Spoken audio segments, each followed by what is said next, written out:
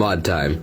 Board looks good, no problems there. From the back, we're just going to go ahead and save the board, speaker, and battery. And despite the fact that we're using a new screen and top shell, we actually have to take this top part apart. And that's because we need these hinges for the new shell. Got those out.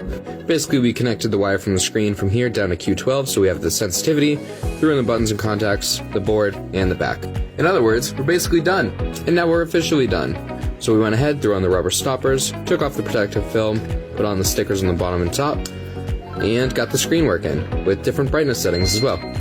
Next up on the docket, we got a Game Boy Pocket in with a screen tumor and a little bit of UV burn-in, so we're just going to go ahead and replace that whole screen. Also, probably just clean this up a little bit for them. Now we're going to go ahead and pull the back off, pop up these tabs here, and once it's all unscrewed, just go ahead and pull out the board. Now the easiest way to pop out a screen, especially an OEM one, is to twist and flex the shell until you can get a pick in there. Some of you may be wondering why I don't just fix this one, and that's because this was my last attempt. Basically, with enough pressure you can undo these, but I don't really like that solution because there is still a chance of future oxidization of the LCD crystals. That being said, these conductive pads are a bit worn. I'm going to go ahead and swap these out, and I'll see you guys after I throw the board and everything else together. And there we go. Got that up and running, and I do have to say the back came out a little bit better than I expected. I just can't really do much with the sticker other than replace it.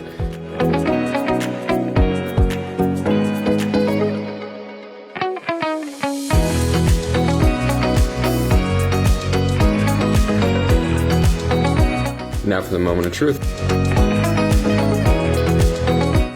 Alright, there we go.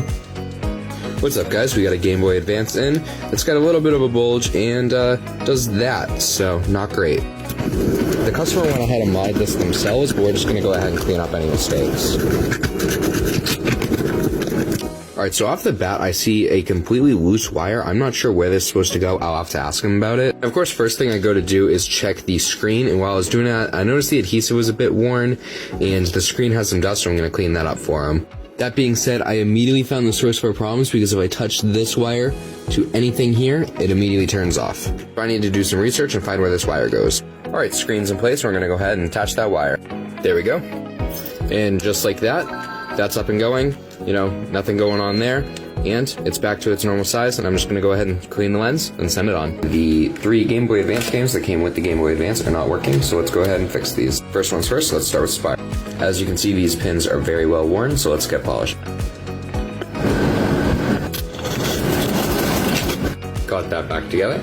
And there you go, up and going again. Now, out of all those games that we had in, this is the one I'm worried about the most, because if you can't tell, that does not look good.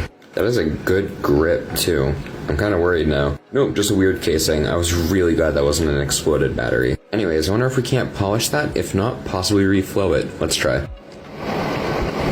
That didn't remove much. Let's try IPA. I mean, technically it's clean, but still not right. And nothing. Great. So even weirder, it does have proper continuity, so I'm thinking maybe it's not making contact and we should go ahead and tin it. Alright, that's all re-tin.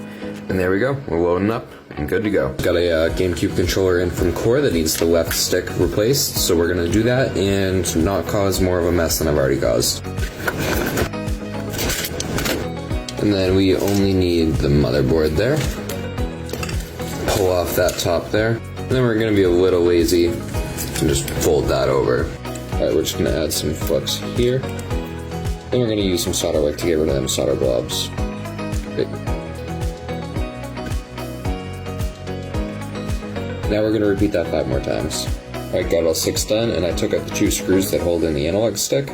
Now we can just go ahead and pull that right on out. Okay, Handheld Legend sent me something with legs, so we're going to trim the legs. Alright, we're going to hope this works.